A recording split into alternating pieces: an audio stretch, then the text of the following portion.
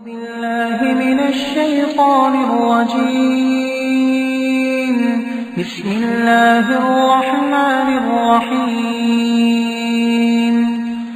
يا أيها الذين آمنوا كتب عليكم الصيام كما كتب على الذين من قبلكم لعلكم تتقون أياما معدودات فمن كان منكم مريضا أو على سفر فعدة من أيام أخر وعلى الذين يطيقونه فدية طعام مسكين فمن تطوع خيرا فهو خير له وأن تصوموا خير لكم إن كنتم تعلمون. مومنو، تم پر روزے فرض کیے گئے ہیں جس طرح تم سے پہلے لوگوں پر فرض کیے گئے تھے تاکہ تم پرہیزگار بنو. روزوں کے دن گنتی کے چند روز ہیں، تو جو شخص تم میں سے بیمار ہو یا سفر میں ہو تو دوسرے دنوں میں روزوں کا شمار پورا کر لے. اور جو لوگ روزہ رکھنے کی طاقت رکھیں لیکن رکھیں نہیں، وہ روزے کے بدلے محتاج کو کھانا کھلا دیں. اور جو کوئی اپنی مرضی سے زیادہ نیکی کرے تو اس کے حق میں زیادہ اچھا ہے، اور اگر سمجھو تو روزہ رکھنا ہی تمہارے حق میں بہتر ہے.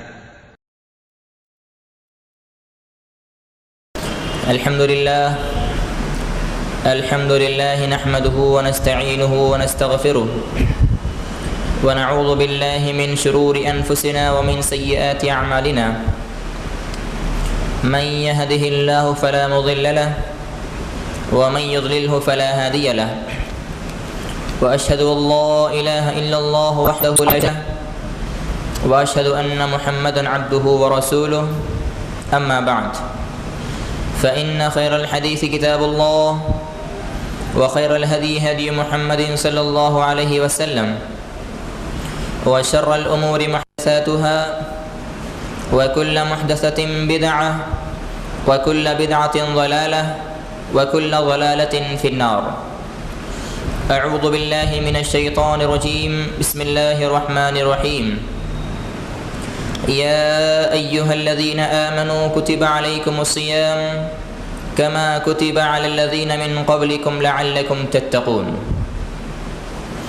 وقال النبي صلى الله عليه وسلم: من صام رمضان إيمانا واحتسابا غفر له ما تقدم من ذنبه. رواه البخاري.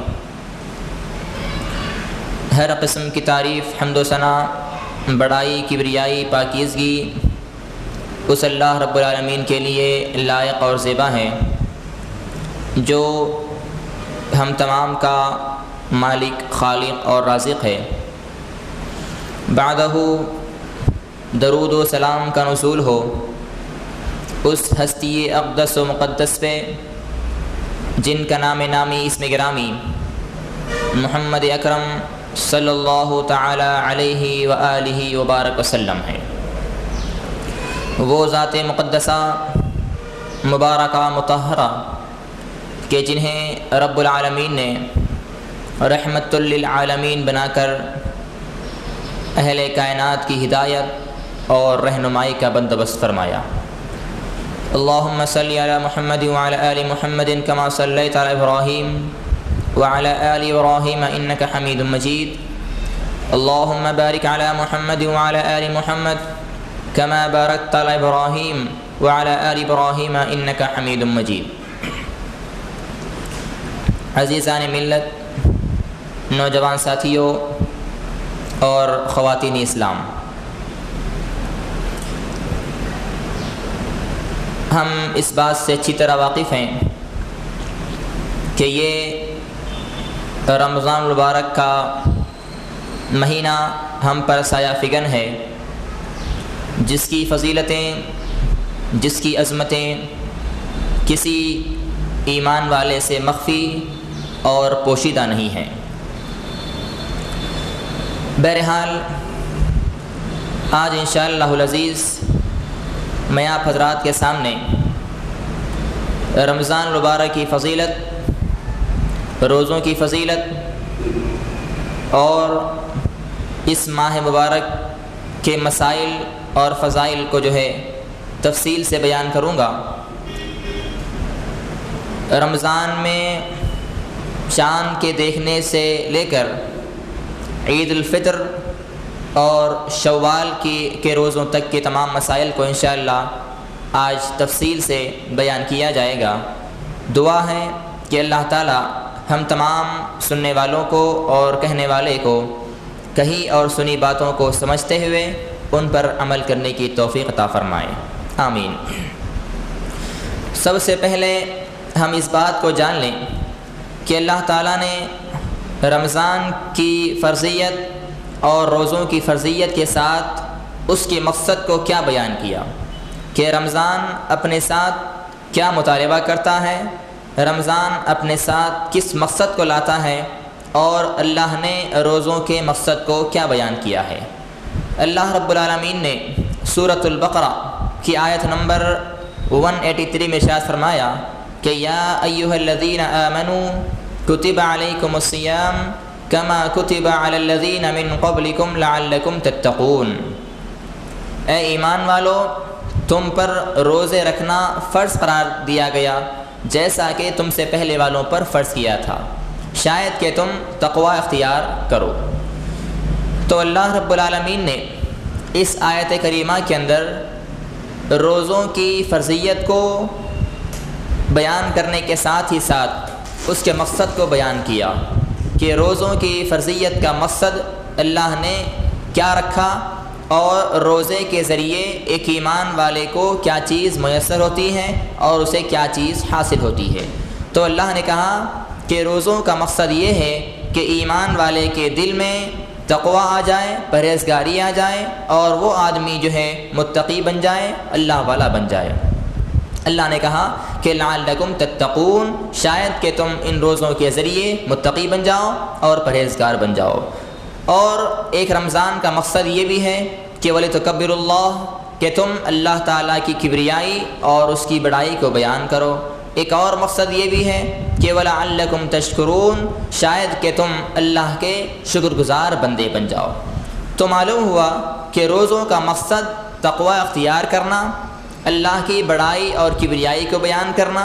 اور ساتھ ہی ساتھ اللہ کے شکر گزاری میں جو ہے اپنے اوقات کو گزارنا، یہ رمضان کا اور روزوں کا مقصد ہے۔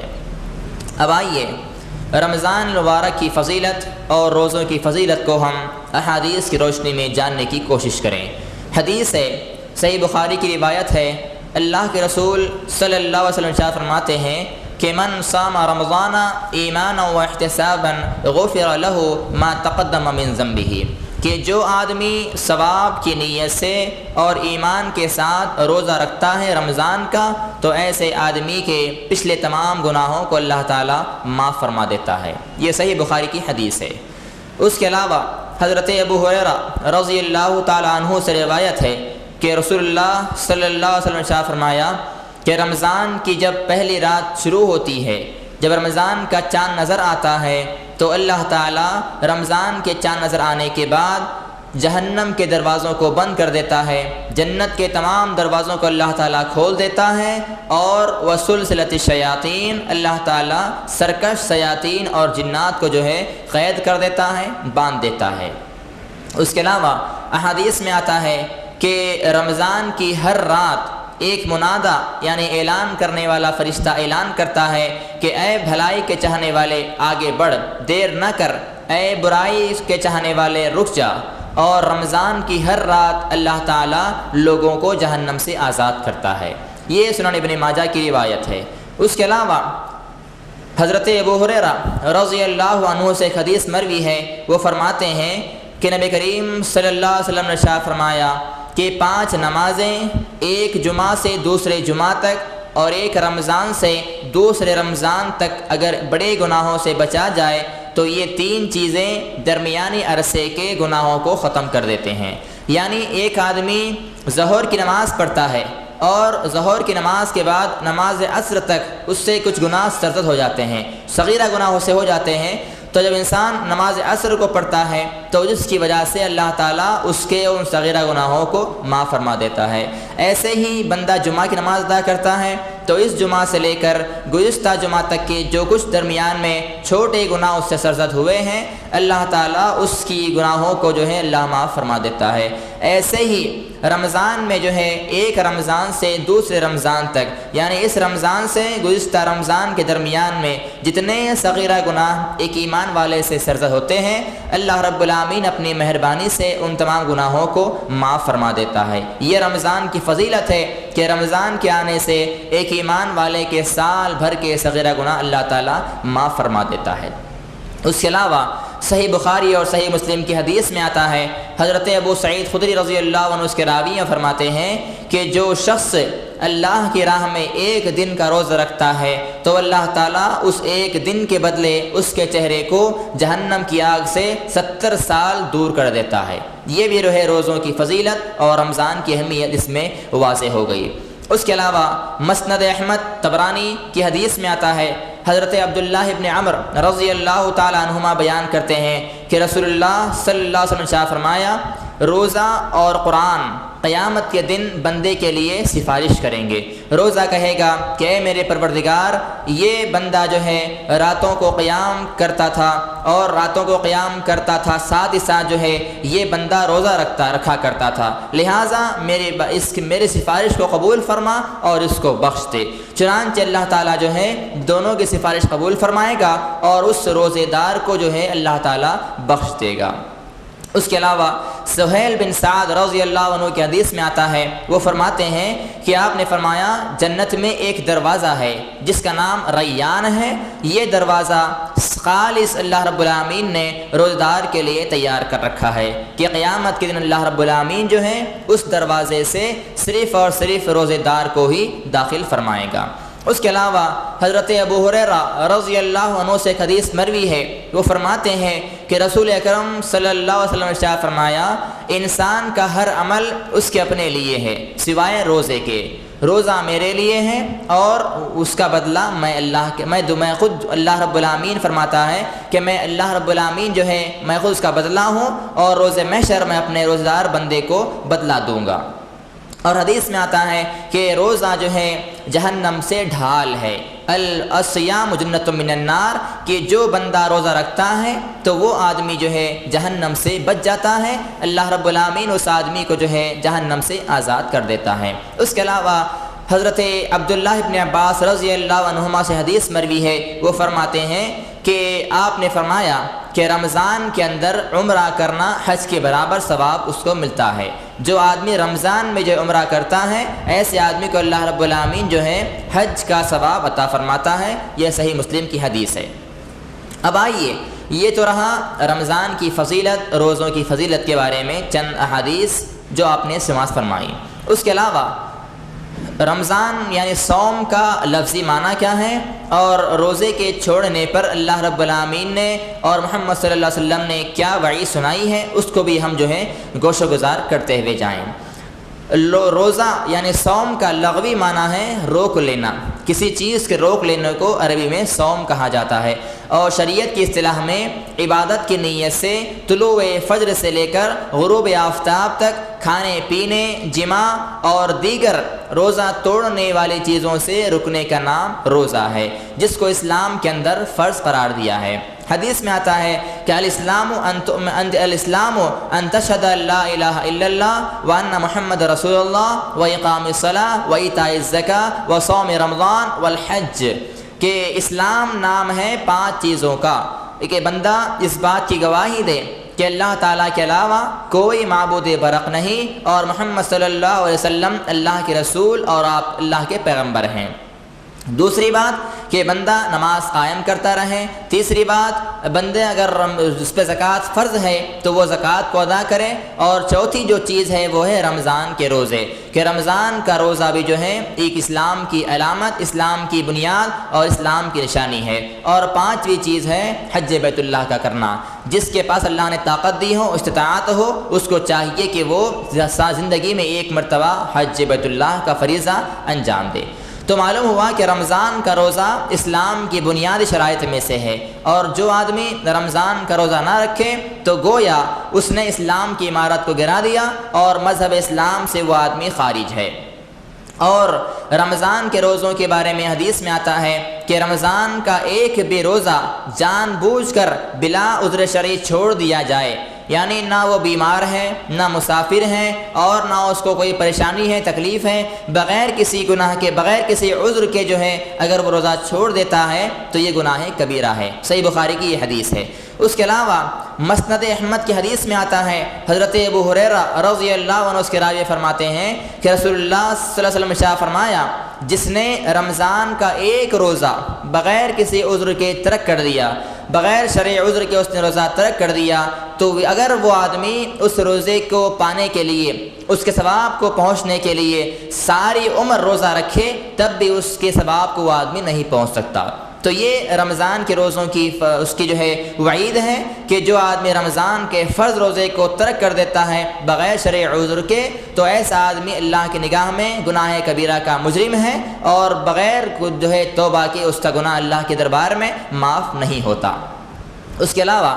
رمضان مبارک کا مہینہ پانے اور اس کے باوجود مغفرت حاصل نہ کرنے والے کے لیے ہلاکت اللہ کے رسول صلی اللہ علیہ وسلم نے بیان فرمائی ہے۔ حضرت کعب بن عجرہ رضی اللہ عنہ فرماتے ہیں کہ رسول اللہ صلی اللہ علیہ وسلم نے ایک مرتبہ صحابہ کرام سے فرمایا کہ ممبر لاؤ۔ چنانچہ صحابہ کرام کا بیان ہے ہم لوگ ممبر لے کر آئے۔ جب نبی کریم صلی اللہ علیہ وسلم ممبر کی پہلی سیڑھی پر چڑھے تو آپ نے فرمایا آمین، دوسری پر آپ چڑھے تو فرمایا آمین، تیسری پر آپ جب چڑھے تو فرمایا آمین۔ جب آپ نے جو ہے خطبہ دیا اور آپ وہاں سے اترے تو ہم نے یہ کہا یا رسول اللہ صلی اللہ علیہ وسلم، آج ہم نے آپ سے ایسی بات دیکھی ہے کہ اس سے پہلے ہم نے کبھی آپ سے ایسی بات نہیں سنی تھی۔ اس کے جواب میں آپ نے فرمایا کہ میں جب پہلی سیڑھی پر قدم رکھا تو میرے پاس جبرائیل علیہ السلام تشریف لائے، اور انہوں نے کہا کہ وہ شخص ہلاک ہو جائے، برباد ہو جائے اور اللہ کی رحمتوں سے دور ہو جائے جس نے رمضان کے مہینے کو پایا ہو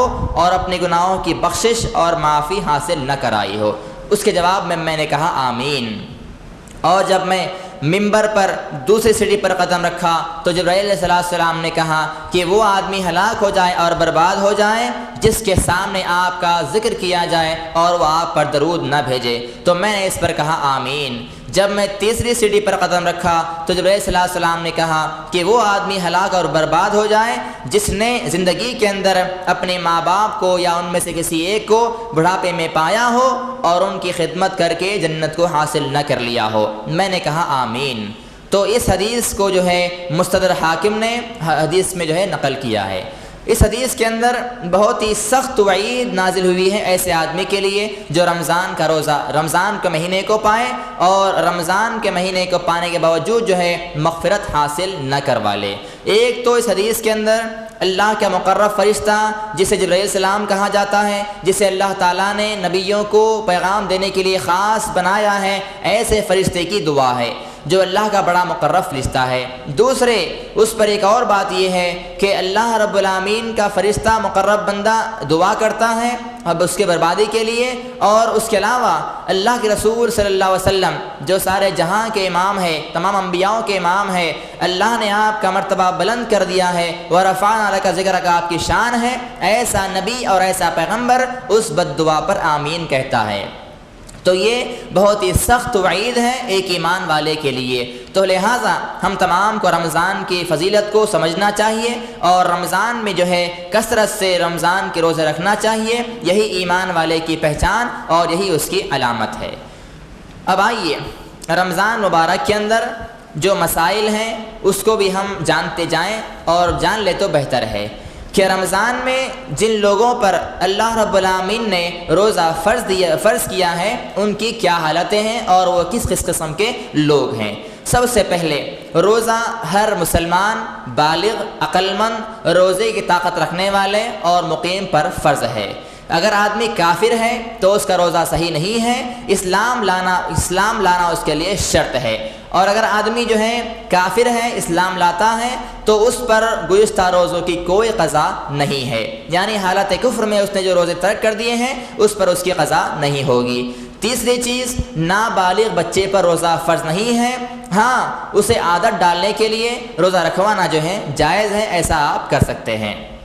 اس کے علاوہ چوتھی چیز جو ہے، پاگل آدمی پر روزہ اللہ نے فرض نہیں قرار دیا، اگرچہ وہ پاگل اور دیوانہ آدمی بڑا ہی کیوں نہ ہو، اور نہ ہی بطور فدیہ اس کی طرف سے جو ہے کسی مسکین کو کھانا کھلایا جائے گا۔ پانچویں چیز، جو کسی دائمی عذر میں مبتلا ہو، یعنی ایسا بوڑھا آدمی ہو، ایسا مریض آدمی ہو جس کو جو ہے شفا پانے کی امید نہ ہو، تو اس پہ اللہ نے روزے کو معاف کر دیا ہے، ہاں البتہ روزانہ اس کی طرف سے ایک مسکین کو کھانا کھلا دیا جائے گا۔ اس کے علاوہ چھٹی بات، حیض اور نفاس والی عورتوں پر اللہ نے روزے کو فرض نہیں قرار دیا۔ جس عورت کو حیض آ جائے، جس کو نفاس کا خون آ جائے، ایسے عورتوں پر اللہ نے روزے کو معاف کر دیا۔ البتہ بعد میں رمضان کے بعد جو ہے وہ شوال سے لے کر آئندہ رمضان تک کسی بھی وقت میں جو ہے پے در پہ یا جو ہے مسلسل جو ہے اس روزے کو پورا کریں، اس کی قضا ان پر واجب ہوگی۔ اس کے علاوہ ساتویں چیز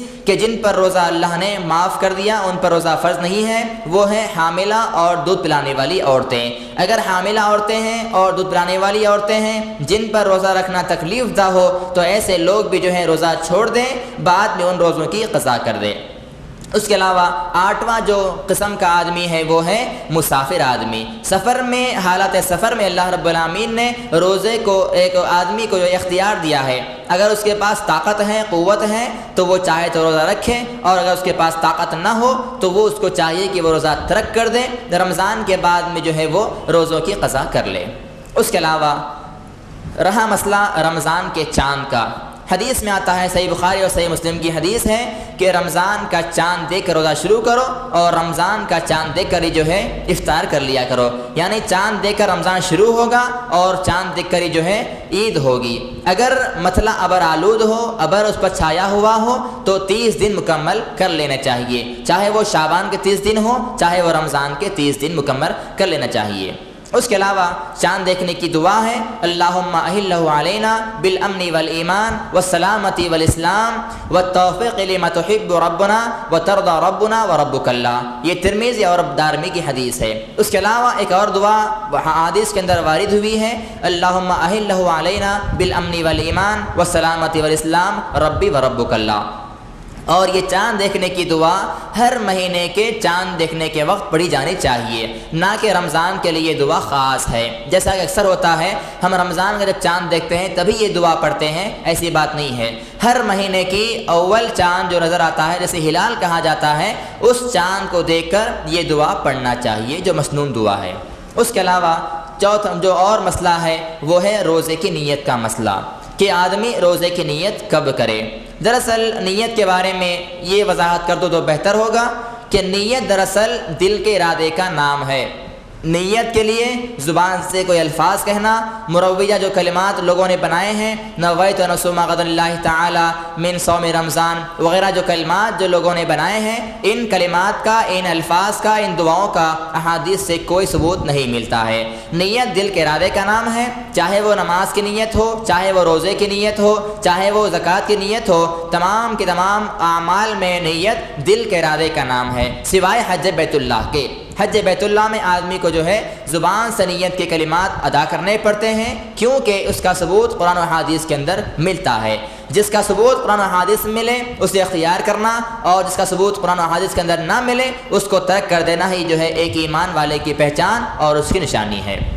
اس کے علاوہ اگر آدمی فرض روزہ ہے، جیسا کہ رمضان کے روزے فرض روزے ہیں، تو فرض روزوں کے لیے نیت نماز فجر سے پہلے کرنا ضروری ہے۔ اگر کوئی آدمی نماز فجر سے پہلے رمضان کے روزوں کی نیت نہیں کرتا ہے تو اس کا روزہ نہیں ہوگا۔ رمضان کے روزوں میں، فرض روزوں میں نیت نماز فجر سے پہلے کرنا نہایت ہی ضروری ہے اور واجب ہے۔ اس کے علاوہ صحیح مسلم کی حدیث میں ہے، اگر نفل روزہ ہے تو نفل روزے کی نیت جو ہے دن میں زوال سے پہلے کبھی بھی کیا سکتی ہے، یعنی ظہر سے پہلے جو زوال کا وقت آتا ہے، تقریباً آج کے حساب سے جو ہے 12 یا پونے 12 بجے تک جو ہے نفل روزوں کی نیت آدمی کر سکتا ہے، بشرطے کہ وہ صبح سے کچھ کھایا اور پیا ہوا نہ ہو۔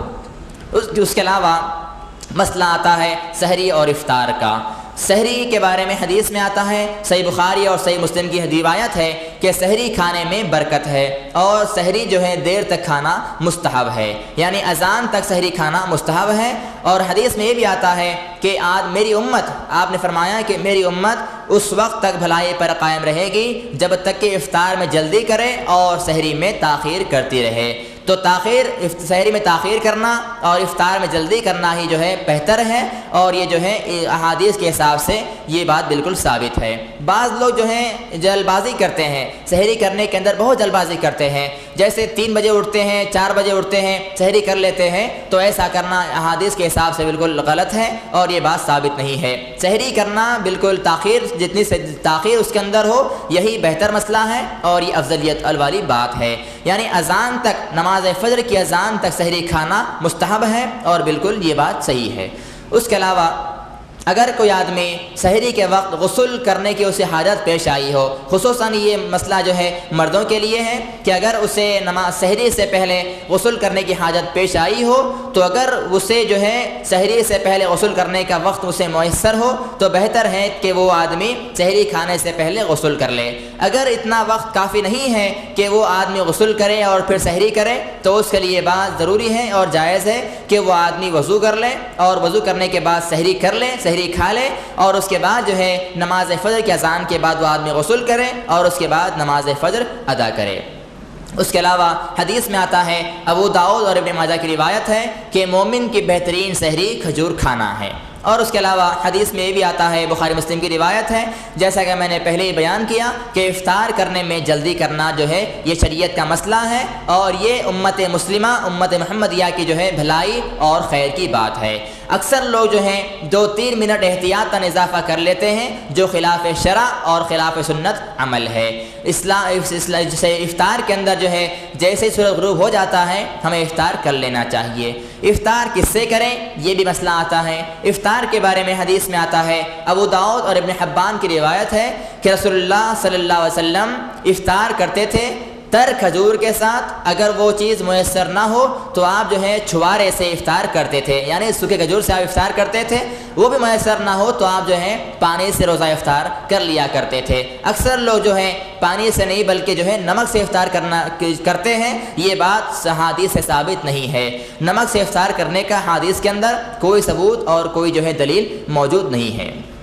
افطار کے وقت دعا کیا پڑھنی چاہیے؟ اکثر جو ہے دعائیں پڑھی جاتی ہیں، اللہم لکا صمت وبک آمنت وغیرہ جو دعائیں ہیں، اس کا بھی حدیث کے اندر کوئی ثبوت نہیں ہے۔ بخاری مسلم کی روایت میں آتا ہے کہ افطار کے وقت جو ہے بسم اللہ کہہ کر افطار کرنا ہی جو ہے جائز ہے۔ اور اس کے علاوہ افطار کے بعد کی دعا سکھلائی گئی، جب آدمی افطار کر لے، جب وہ جب کھجور کھا لے اور اس کے علاوہ جو کچھ پھل وغیرہ ہوتے ہیں جب کھا لے، پانی جب پی لے، اس کے بعد یہ دعا سکھلائی گئی کہ ذہب الظمأ وبطلت العروق وثبت الاجر انشاءاللہ، کہ پیاس ختم ہو گئی، رگیں تر ہو گئی اور اجر انشاءاللہ جو ہے ثابت ہو گیا۔ یہ ابو داؤد کی حدیث ہے۔ اور اس کے علاوہ روزے دار کی دعا افطار کے وقت رد نہیں ہوتی۔ افطار کے وقت روزے دار جو دعا کرتا ہے اللہ کی بارگاہ میں وہ دعا قبول ہوتی ہے، اور اللہ رب العالمین جو ہے اس دعا کو جو ہے قبولیت سے نوازتا ہے۔ اس کے علاوہ اگر کوئی آدمی کسی آدمی کو افطار کراتا ہے تو روزے دار پر یہ فرض ہے کہ وہ اپنے افطار کرانے والے بھائی کے لیے بھی جو ہے دعا کرے۔ دعائے کلمات یہ بیان کیے گئے ہیں، افطر عندکم الصائمون واکل طعامکم الابرار وتنزلت علیکم الملائکہ، کہ افطار کرانے والے کے حق میں یہ دعا کرنی چاہیے کہ روزے دار تمہارے پاس روزہ افطار کرتے رہیں، نیک لوگ تمہارا کھانا کھاتے رہیں، اور فرشتے جو ہے تم پر نازل ہوتے رہیں۔ یہ مسند احمد کی حدیث میں ہے۔ تو یہ رہا سحری اور افطار کے چند مسائل۔ اب آئیے روزے کی حالت میں جو ناجائز امور ہیں انہیں بھی ہم جان لیں، تاکہ ان کو جاننے کے بعد ہم ان ناجائز امور سے اجتناب کریں، بچیں، تاکہ ہمارا روزہ اللہ کی بارگاہ میں قبول ہو اور اسے اللہ رب العالمین جو ہے شرف قبولیت سے نوازے۔ سب سے پہلی چیز جو کہ حالت روزے میں ناجائز ہے وہ ہے غیبت کا کہنا، غیبت کرنا، جھوٹ بولنا، گالی دینا، لڑائی کرنا، جھگڑا کرنا، بیہودہ اور فحش کاموں کا اختیار کرنا، جہالت کے باتیں کرنا، یہ روزے کی حالت میں ناجائز امور میں سے ان کا شمار ہوتا ہے، ابن خزیمہ کی روایت ہے۔ دوسری چیز جو ہے روزے کی حالت میں ناجائز ہے وہ ہے جان بوجھ کر کھانا پینا، سگریٹ نوشی کرنا، غذا کا یا طاقت کا انجیکشن لگانا یا خون چڑھانا، یہ بھی روزے کی حالت میں ناجائز ہے، جس سے روزہ جو ہے انسان کا ٹوٹ جاتا ہے۔ اس کے علاوہ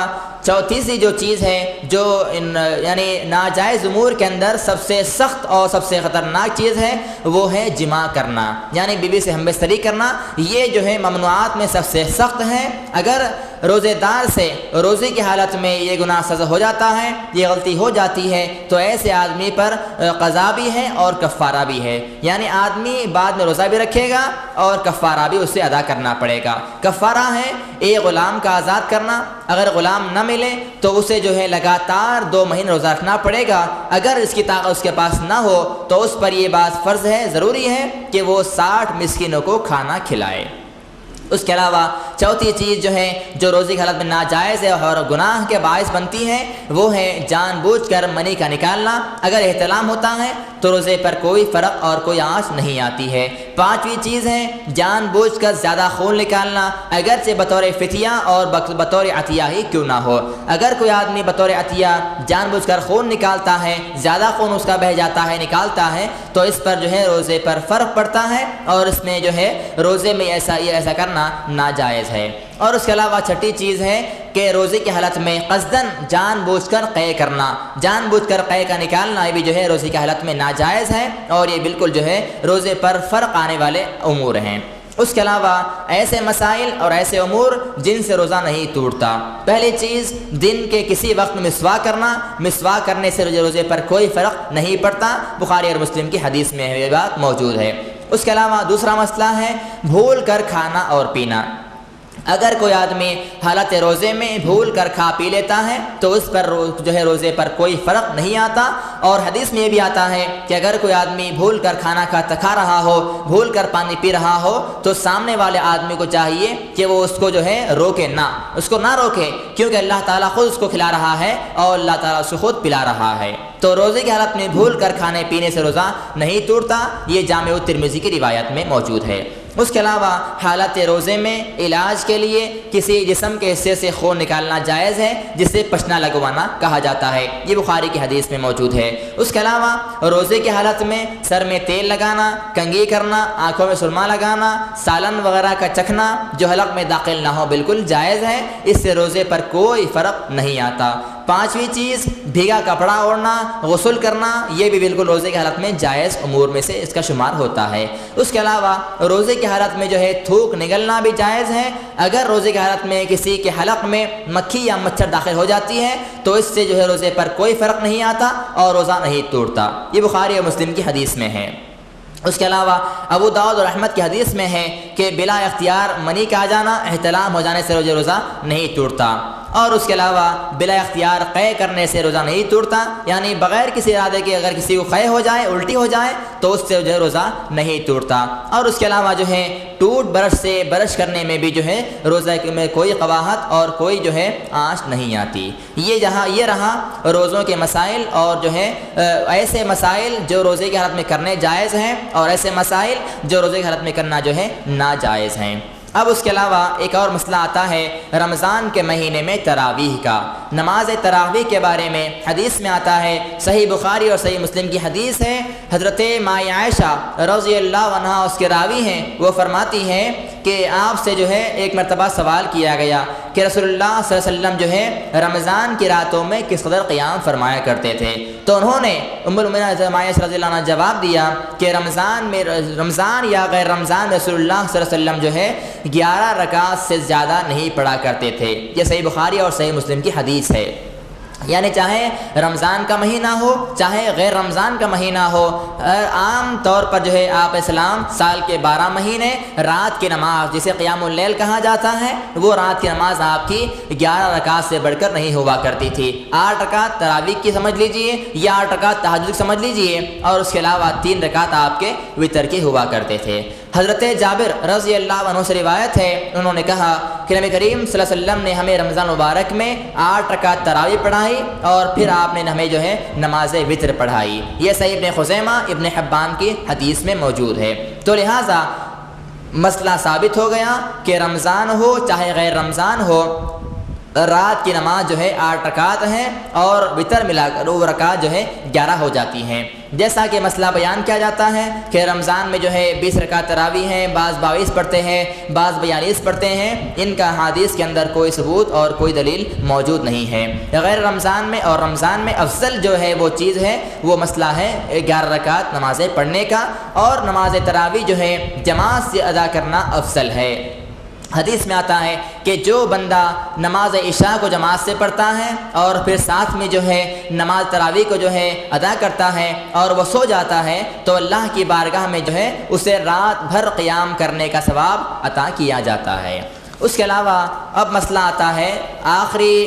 عشرے کا۔ آخری عشرے میں جو ہے اعتکاف کا مسئلہ ہے کہ بندہ اعتکاف میں جو ہے کیسے رہے، اعتکاف کا مسئلہ کیا ہے، اس کی فضیلت کیا ہے۔ حدیث میں آتا ہے کہ رمضان اور غیر رمضان میں کسی بھی دن اعتکاف کیا جا سکتا ہے، یہ بخاری اور مسلم کی حدیث ہے۔ اللہ کا تقرب حاصل کرنے کی نیت سے، اللہ کا قرب حاصل کرنے کی نیت سے، عبادت کی غرض سے مسجد میں داخل رہنا اور وہاں پر 1 دن رہنا یا 10 دن رہنا اور جو ہے اللہ کی بندگی کرتے رہنا، اسی کا نام اعتکاف ہے۔ یعنی بندہ اعتکاف کے موقع پر نہ بیکار کی لغو باتیں کرے، نہ بیکار کے کام کرے، دنیاوی کاروبار سے دور رہے اور کثرت کے ساتھ اللہ کی بندگی کرتا رہے، یہی اعتکاف ہے اور یہی جو ہے سنت کا طریقہ ہے۔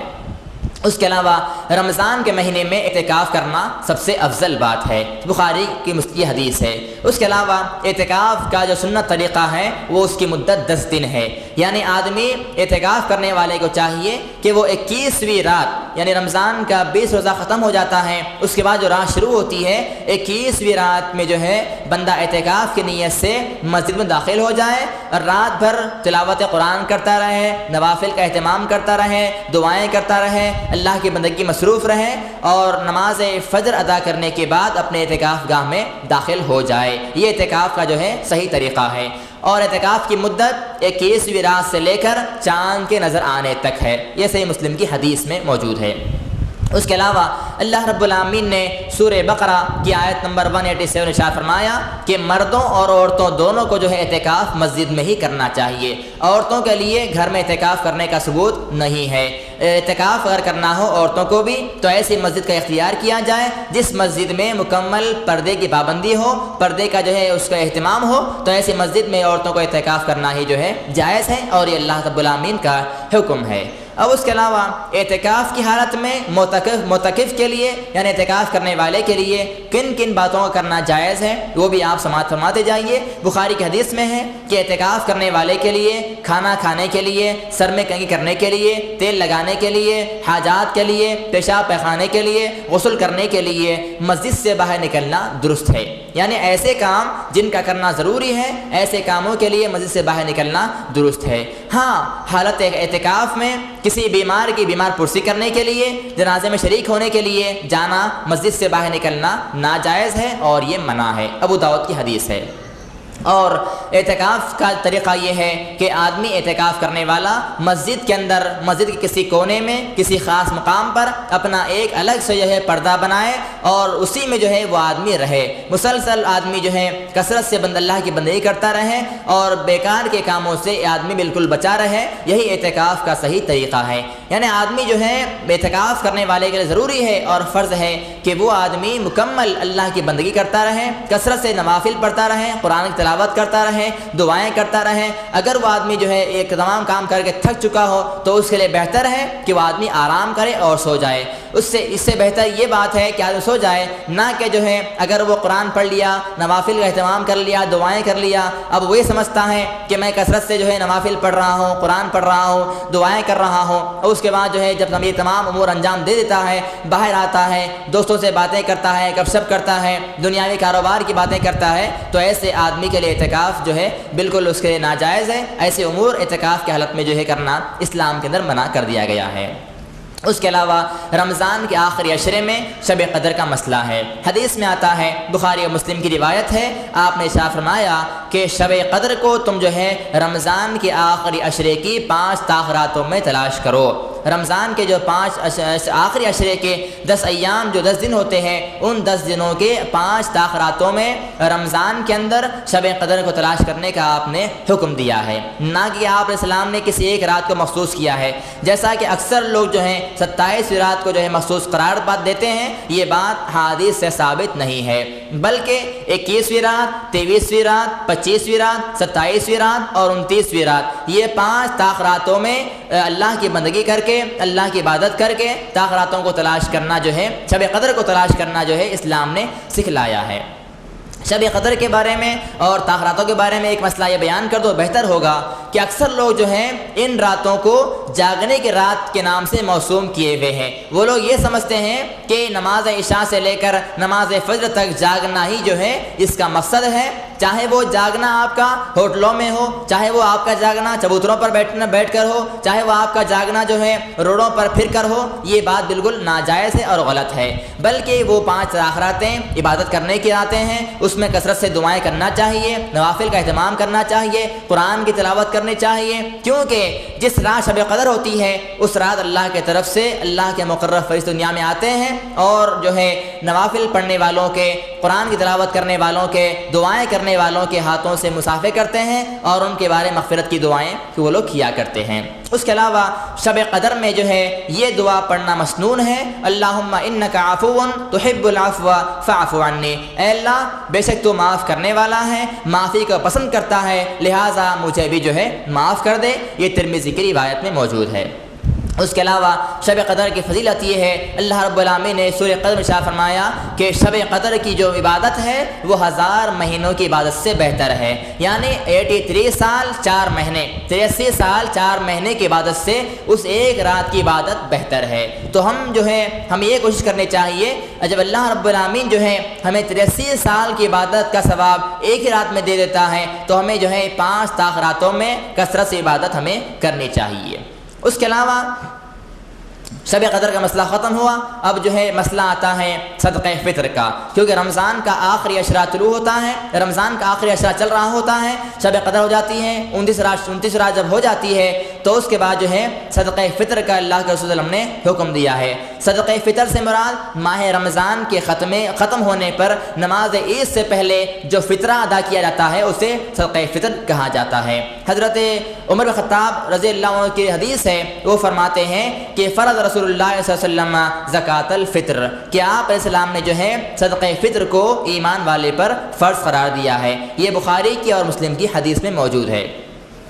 صدقہ فطر کن لوگوں پر واجب ہے؟ صدقہ فطر کے بارے میں حدیث میں آتا ہے کہ حضرت ابن عمر رضی اللہ عنہ سے روایت ہے، وہ فرماتے ہیں کہ آپ نے فرمایا صدقہ فطر عن الصغیر والکبیر والحر والعبد، یعنی ہر چھوٹے، ہر بڑے، ہر غلام اور آزاد کی طرف سے صدقہ فطر جو ہے واجب ہوگا اور دیا جائے گا۔ اور جن لوگوں کی خوراک کسی کے ذمے ہو، یعنی ایک آدمی ہے جس کے ذمے جو ہے کئی لوگوں کے جو ہے کھانے کا خرچہ ہے، چاہے وہ جو ہے آدمی گھر والا ہو چاہے باہر والا ہو، جن لوگوں کا کھانا اس آدمی کے ذمے ہے، ان تمام لوگوں کی طرف سے صدقہ فطر کا ادا کرنا اس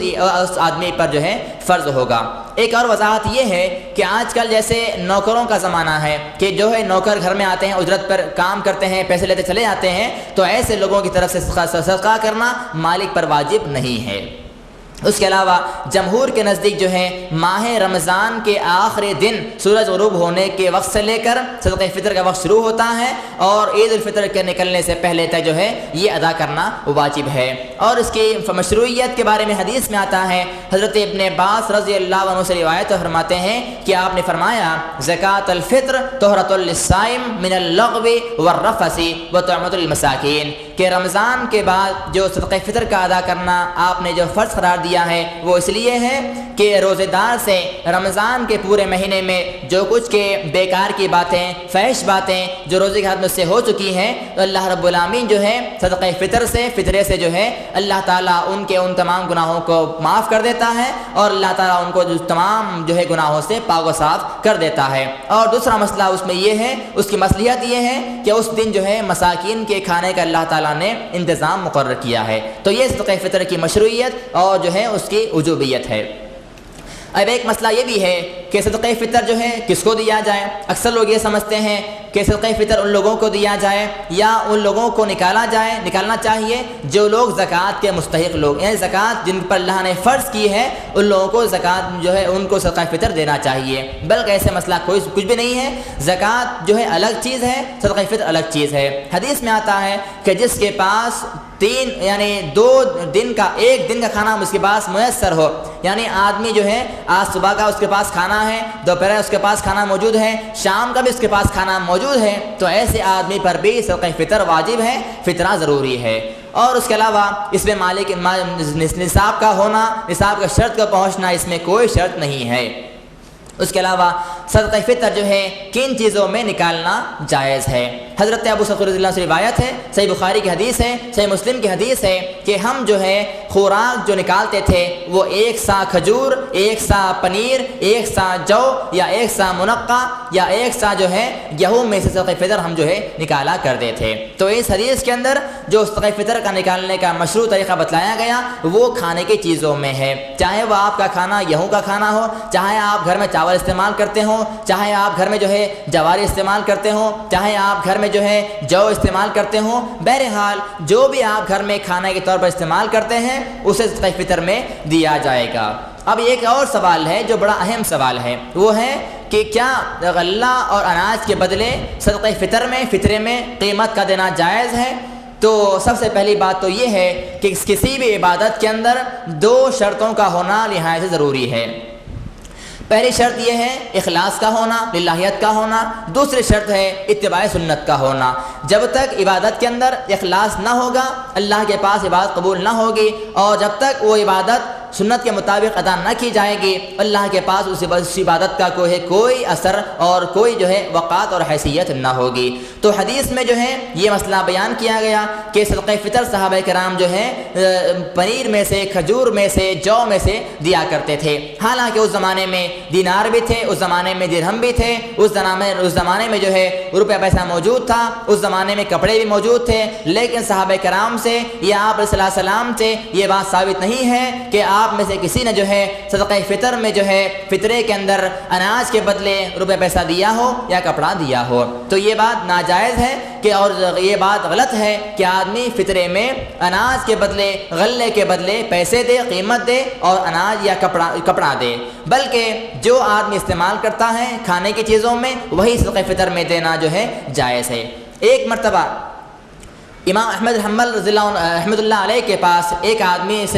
سوال کیا، اور سوال یہ کیا کہ کیا صدقہ فطر میں قیمت دی جا سکتی ہے؟ تو آپ نے جواب دیا کہ ڈر ہے کہ قیمت جو ہے سنت رسول صلی اللہ علیہ وسلم سے ثابت نہیں ہے، لہٰذا اس کے خلاف عمل ہونے کی وجہ سے جو ہے وہ فطرہ آپ کا اللہ کی بارگاہ میں قبول نہ ہو، لہٰذا یہ بات ناجائز ہے۔ چنانچہ احمد رضی اللہ عنہ سے جو ہے رحمۃ اللہ علیہ سے اس آدمی نے یہ بات کہی کہ فلاں عالم جو ہے صدقہ فطر میں قیمت دینے کو جائز قرار دیتے ہیں، تو انہوں نے جواب دیا مجھے تعجب ہے تم لوگوں پر کہ میں جو ہے اللہ کے رسول کا قول میں بتلاتا ہوں اور تم کہتے ہو کہ فلاں یہ بات کہتے ہیں۔ یہ بات ناجائز ہے کہ صدقہ فطر میں جو ہے کسی قسم کا جو ہے قیمت یا کپڑا دیا جائے۔ صدقہ فطر کی مقدار کیا ہے؟ صدقہ فطر میں 2.5 کلو اناج دیا جانا چاہیے، ہر آدمی کی طرف سے 2.5 کلو اناج کا دینا یہ صدقہ فطر میں واجب ہے۔ اگر نماز عید سے نکلنے سے پہلے کسی کے گھر میں بچہ پیدا ہوتا ہے تو اس کی طرف سے بھی صدقہ فطر کا دینا ضروری ہے اور دے کر جانا چاہیے، یہ صدقہ فطر کا مسئلہ ہے۔ 2.5 کلو اناج دینا ضروری ہے۔ اگر مثال کے طور پر کسی گھر میں 4 آدمی ہیں، چاہے وہ بچے ہوں چاہے بڑے ہوں، سب کی طرف سے صدقہ فطر ایک ہی ہے اور اس کی جو مقدار ہے وہ 2.5 کلو ہے۔ کسی کے پاس 4 آدمی ہیں تو ان کی جو ہے مقدار 2.5 کلو کے حساب سے 10 کلو اناج کا دینا ان پر جائز ہے۔ اس کے علاوہ صدقہ فطر کب دیا جائے یہ بھی سوال پیدا ہوتا ہے۔ حدیث میں آتا ہے، بخاری مسلم کی روایت ہے، ان رسول اللہ صلی اللہ علیہ وسلم امر بزکاۃ الفطر ان تودع قبل خروج الناس الى الصلاۃ، کہ آپ صلی اللہ علیہ وسلم نے جو ہے صدقہ فطر جو ہے یہ واجب قرار دیا کہ صدقہ فطر جو ہے نماز عید سے نکلنے سے پہلے تک ادا کر دیا جائے، چاند کے دیکھنے سے لے کر نماز فطر عید سے نکلنے سے پہلے تک فطرہ دینا ضروری ہے، اور یہی جو ہے صحیح طریقہ ہے، سنت کا طریقہ ہے۔ بعض لوگ جو ہیں 2-3 دن پہلے صدقہ فطر نکالتے ہیں، فطرہ دیتے ہیں، ایسا کرنا جو ہے ایسا نہ کرنا ہی جو ہے بہتر ہے، کیونکہ حدیث میں جو فضیلت بتائی گئی ہے وہ ہے چاند دیکھنے سے لے کر غروب یعنی عید الفطر کے نکلنے سے پہلے تک۔ علاوہ حدیث میں آتا ہے، حضرت ابن عباس رضی اللہ عنہما کی حدیث ہے، آپ نے فرمایا کہ من اداہا قبل الصلاۃ فہی زکاۃ مقبولہ ومن اداہا بعد الصلاۃ فہی صدقۃ من الصدقات، یعنی جو آدمی فطرے کو نماز عید سے پہلے ادا کرتا ہے تو وہ فطرہ اس کا زکوٰۃ فطر کے طور پر قبول کیا جائے گا، اور جو آدمی نماز عید کے بعد فطرہ ادا کرتا ہے تو اس کا وہ فطرہ عام صدقہ فطرہ جو ہے عام صدقہ و خیرات شمار کیا جائے گا اور اس کو جو ہے فطرے کا ثواب نہیں دیا جائے گا۔ اگر کوئی آدمی نماز عید سے پہلے صدقہ فطر دینا بھول جائے تو وہ بعد میں ادا کر دے، اور صدقہ فطر کسی غائب محتاج شخص کے لیے اس وقت تک محفوظ رکھنا جائز نہیں ہے کہ نماز عید کا وقت گزر جائے۔ اکثر لوگ ایسا کرتے ہیں کہ جن کے پاس جو یہ سمجھتے ہیں کہ رشتہ دار ہیں ہمارے غریب جو ہیں ہم ان کو جو ہے صدقہ فطر پہنچائیں گے، لہٰذا ایسے پہنچانے میں جو ہے عید الفطر کی نماز ہو جاتی ہے، ایسا کرنا بھی جو ہے ناجائز ہے۔ صدقہ فطر کن لوگوں کو دیا جائے؟ صدقہ فطر جو ہے غریب مساکین کو دیا جائے، جو لوگ کھانے کے محتاج ہیں، جو لوگ غریب ہیں، جو لوگ مسکین ہیں، ان لوگوں کو دیا جائے۔ مسکین کون ہے؟ احادیث اس کی تعریف بیان کی گئی ہے کہ اغنوہم عن الطواف فی ھذا اليوم، یعنی جو ہے آدمی جو ہے وہ مسکین ہے جس کے پاس کھانا اور پانی نہ ہو اور وہ آدمی سے جو ہے سوال نہ کرتا پھرے، یہ مسکین ہے اور غریب ہے۔ حدیث ایک بیان کی جاتی ہے کہ اغنوہم عن الطواف فی ھذا اليوم، صدقہ فطر اس لیے نکالا جاتا ہے کہ آدمی جو ہے اس روز مسکین اور غریب لوگ جو ہیں در بدر نہ پھریں، تو یہ حدیث حافظ ابن حجر رحمۃ اللہ علیہ نے ضعیف قرار دی ہے، تو یہ حدیث ضعیف ہے۔ اس کے بعد مسئلہ آتا ہے عید الفطر کا۔ عید کے دن غسل کرنا مستحب ہے، عید کی نماز کے لیے نہ اقامت ہے اور نہ اذان ہے، عیدگاہ میں عید کی نماز سے پہلے نہ نوافل ہیں اور نہ سنتیں ہیں، نہ پہلے ہیں اور نہ بعد میں ہے۔ عید کی نماز کا وقت جو ہے اشراق کی نماز کا وقت ہے۔ عید الفطر میں نماز سے پہلے کچھ کھا کر نکلنا سنت کا طریقہ ہے۔ آپ علیہ السلام جو ہے عید الفطر میں نکلنے سے پہلے طاق عدد میں کھجوریں آپ کھایا کرتے تھے۔ اس کے علاوہ بہترین کپڑے پہن کر عیدگاہ کو جانا چاہیے۔ عید کی نماز کے لیے عورتوں کو بھی جانا چاہیے، عیدگاہ میں شریک ہونا چاہیے، یہاں تک کہ حائضہ عورتیں بھی ہوں تو وہ بھی جو ہے عیدگاہ میں جائیں، اگرچہ کہ وہ لوگ نماز سے دور رہیں گی لیکن مسلمانوں کی دعا میں وہ لوگ شریک رہیں گی، یہ بخاری اور مسلم کی حدیث میں موجود ہے۔ اس کے علاوہ عیدگاہ کا مسئلہ یہ بھی ہے کہ عیدگاہ جس راستے سے جائیں واپسی پر جو ہے راستہ تبدیل کر لیں۔ اگر بارش وغیرہ ہو تو نماز عید جو ہے مسجد میں ادا کرنا بھی جو ہے جائز ہے۔ نماز عید خطبے سے پہلے ہوگی، جیسے جمعہ میں ہوتا ہے خطبہ پہلے ہوتا ہے نماز بعد میں ہوتی ہے، عید میں اس کا الٹا ہوتا ہے، پہلے 2 رکعت نماز پڑھی جاتی ہے اور بعد میں جو ہے خطبہ دیا جاتا ہے۔ نماز عیدگاہ جاتے وقت جو ہے بلند آواز تکبیر کہنا جو ہے جائز ہے۔ عبداللہ مسعود رضی اللہ عنہ سے مروی ہے، یہ الفاظ مروی ہے کہ عیدگاہ جانے سے وقت جو ہے یہ الفاظ کہنا چاہیے، اللہ اکبر اللہ اکبر لا الہ الا اللہ واللہ اکبر وللہ الحمد۔ ابن ابی شیبہ کی حدیث ہے، یہ الفاظ عیدگاہ جانے کے وقت جو ہے آپ صحابہ کرام پڑھا کرتے تھے۔ عید کی نماز میں پہلی رکعت میں قرات سے پہلے 7 تکبیر زوائد پڑھی جاتی ہیں اور دوسری رکعت میں قرات سے پہلے 5 تکبیر زوائد پڑھی جاتی ہیں، یعنی کل 2 رکعت میں 12 تکبیرات زوائد سے نماز عید کو جو ہے ادا کیا جاتا ہے۔ عید کی نماز کے اندر پہلی رکعت میں سورہ اعلیٰ پڑھا جاتا ہے اور دوسری رکعت میں سورہ غاشیہ پڑھا جاتا ہے، یا پھر پہلی رکعت میں سورہ قاف پڑھا جاتا ہے اور دوسری رکعت میں سورہ قمر پڑھا جاتا ہے۔ یہ رہا عید کا مسئلہ۔ ایک اور مسئلہ جو ہے وہ رہا قضا کا مسئلہ، کہ اگر آدمی جو ہے قضا اس کے روزے چھوٹ جائیں تو وہ آدمی کب تک اس کو ادا کرے۔ تو روزوں کی قضا کے بارے میں اس کا مسئلہ یہ ہے کہ اس رمضان سے لے کر آئندہ رمضان کے آنے تک متفرق یا مسلسل جو ہے دونوں طرح روزہ رکھنا جائز ہے۔ اگر کسی کے روزے 7 روزے چھوٹ چکے ہیں، اگر وہ یہ سمجھتا ہے کہ میں 7 روزے مسلسل رکھ دوں، 1 ہفتے میں ختم ہو جائیں گے، تو یہ بھی اس کے لیے جائز ہے۔ اگر یہ کوئی یہ کہتا ہے کہ میرے پاس جو ہے بہت لمبا وقت ہے، میرے پاس 11 مہینوں کا وقت ہے، لہٰذا میں ہر مہینے میں 1 روزہ رکھوں گا، اس لحاظ سے 7 مہینے میں میرے 7 روزے پورے ہو جائیں گے، تو یہ بھی بالکل جائز ہے۔ اس کے علاوہ جس پر روزوں کی قضا ہو اور وہ مر جائے تو اس کے بدلے جو ہے ہر دن کے بدلے 1 مسکین کو کھانا کھلانا چاہیے۔ جس پر روزوں کی قضا ہوگی، جیسے کسی پر اگر 10 روزے قضا ہوں گے اور اگر وہ آدمی مر جائے گا تو 10 روز کے بدلے جو ہے 10 مسکینوں کو کھانا کھلانا جائز ہے اور ایسا کرنا چاہیے۔ اور جس پر نظر کے روزے ہوں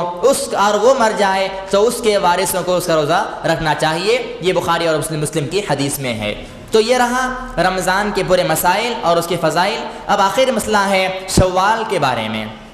حدیث میں آتا ہے کہ جو آدمی رمضان کے روزے پورے رکھتا ہے اور ساتھ ہی میں جو ہے شوال کے 6 روزے رکھتا ہے تو اللہ تعالیٰ اسے جو ہے 1 سال روزہ رکھنے کا ثواب عطا فرماتا ہے۔ یہ مسلم کی حدیث میں ہے، یعنی ایسا کرنا جو ہے بہت ہی ضروری، یعنی بہت ہی افضلیت کا باعث ہے۔ اور یہ شوال کے روزے نفل روزے ہیں، جو آدمی رکھنا چاہیں رکھیں، اس کے لیے بہتر ہے، اور جو آدمی ترک کر دے اس کے پر کوئی وعید اور اس پر کوئی عذاب نہیں ہے۔ ہاں، عیدین کے دن یعنی عید الفطر کے دن، عید الاضحیٰ کے دن اور ایام تشریق میں یہ 5 دنوں میں روزہ رکھنا ناجائز ہے اور اس میں روزہ رکھنا منع ہے۔ اور شوال کے روزے کے بارے میں یہ مسئلہ اکثر لوگ سمجھتے ہیں کہ شوال کے روزے جو ہے لگاتار رکھنا چاہیے، رمضان سے ختم ہو جاتا ہے اس کے ساتھ ہی جو ہے شوال روزہ رکھنا چاہیے اور 6 دن مکمل کر لینا چاہیے۔ ایسا مسئلہ نہیں ہے، بلکہ شوال کے پورے مہینے میں آپ 6 روزے مکمل کر سکتے ہیں، چاہے آپ مسلسل کر لیں یا جو ہے آپ اس میں جو ہے گیپ دیتے ہوئے بھی روزہ رکھ سکتے ہیں۔ شوال کے پہلے ہفتے میں آپ 2 رکھ لیے، دوسرے ہفتے میں آپ 2 رکھ لیے، تیسرے ہفتے میں آپ 2 رکھ لیے، اس طرح بھی آپ کر سکتے ہیں۔ اگر آپ چاہتے ہیں کہ مسلسل رکھ لیں تو یہ بھی آپ کے لیے بہتر ہے۔ ایک اور مسئلہ یہ ہے کہ اکثر لوگ جو ہیں شوال کے 6 روزے کرنے کے بعد ششی عید کے نام سے ایک عید مناتے ہیں۔ ایسے عید کا احادیث کے اندر کوئی ثبوت اور کوئی دلیل موجود نہیں ہے۔ تو یہ رمضان مبارک کے مسائل اور اس کے فضائل ہوئے کہ رمضان میں کیسے کیسے مسئلے ہیں، سحری کا مسئلہ کیا ہے، افطار کا مسئلہ کیا ہے، یہ تمام مسائل آپ حضرات کے سامنے بیان کیے گئے ہیں۔ آخر میں جو ہے چند نشاندہی اور غلطیاں میں بیان کر دو بہتر ہوگا جو اکثر روزدار سے جو ہے سرزد ہوتی ہیں۔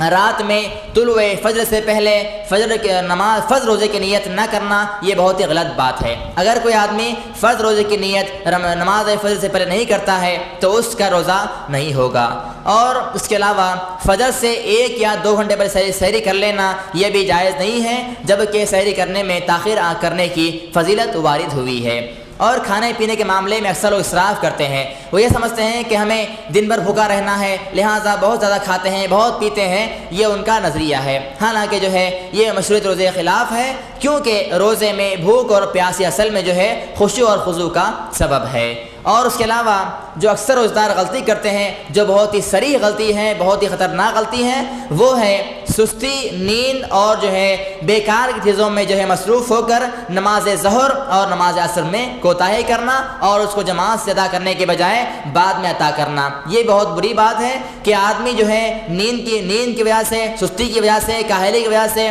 فرض نمازوں کو جو ہے جماعت سے ادا نہ کرے۔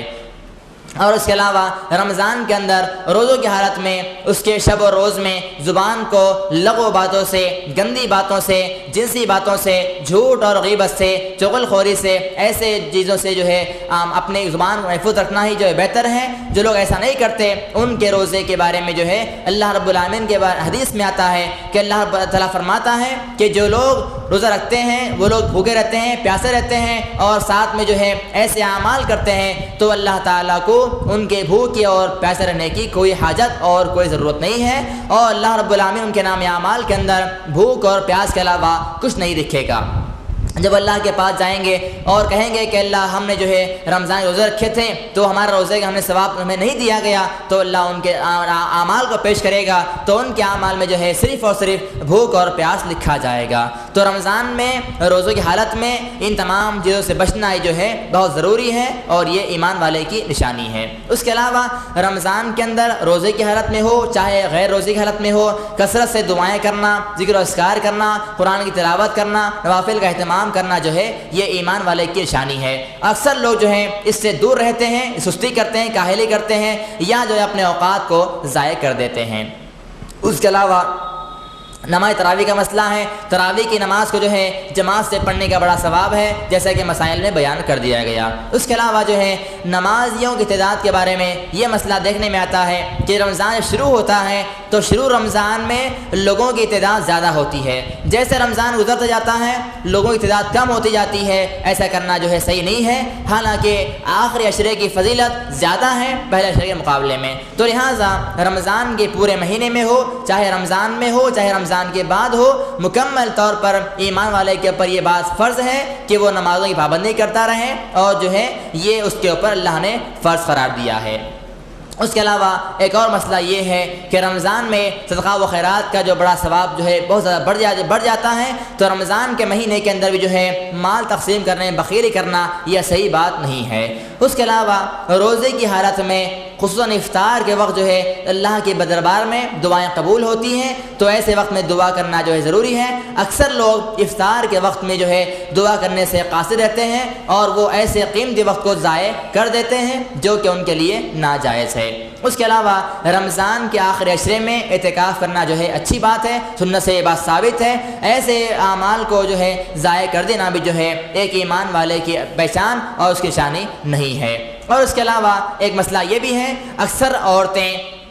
زینت والے لباس پہن کر مسجدوں میں آتی ہیں، نماز میں آتی ہیں، جو فتنے کا باعث ہے، خوشبو استعمال کرتی ہیں جو فتنے کا باعث ہے، اور جو ہے بلا ضرورت رمضان کی راتوں میں بازاروں میں گھومنا، عورتوں کا جو ہے بلا محرم کے ساتھ اجنبی ڈرائیوروں کے ساتھ بازاروں میں گھومنا پھرنا یہ بالکل ناجائز ہے۔ اس سے جو ہے رمضان کے روزوں میں جو ہے فرق آ جاتا ہے۔ اور اس کے علاوہ جو ہے صدقہ فطر کی ادائیگی میں کوتاہی کرنا یہ بھی ایمان والے کے لیے جائز نہیں ہے کہ وہ ایسے امور کو انجام دے۔ تو یہ چند امور تھے جو روزے دار سے روزے حاضر سزا ہو جاتے تھے، تو یہ ان تمام ایسے اعمال سے ایمان والے کو بچنا چاہیے جو اعمال رمضان کے فضیلتوں میں رمضان کے روزوں میں ہمارے رکاوٹ کا باعث ہو۔ تو یہ تمام مسائل اور فضائل کو بیان کیا گیا۔ آخر میں اللہ تعالیٰ سے دعا ہے کہ اللہ رب العالمین تمام مسلمانوں کو رمضان کے فضائل کو سمجھنے، اس کے مسائل کو سمجھتے ہوئے عمل پیرا ہونے کی توفیق عطا فرمائے۔ اللہ تعالیٰ تمام ایمان والوں کی جو ہے نمازوں کو، روزوں کو، نوافل کو قبول فرمائے، اور اللہ تعالیٰ تمام ایمان والوں کے رمضان کے اندر ہر طرح کی عبادتوں کو قبول فرمائے، آمین۔ واقول قولی ھذا استغفر اللہ ولکم، سبحان اللہ وبحمدہ، سبحانک اللہم وبحمدک، اشہد ان لا الہ الا انت، استغفرک واتوب الیک۔ السلام علیکم ورحمۃ اللہ۔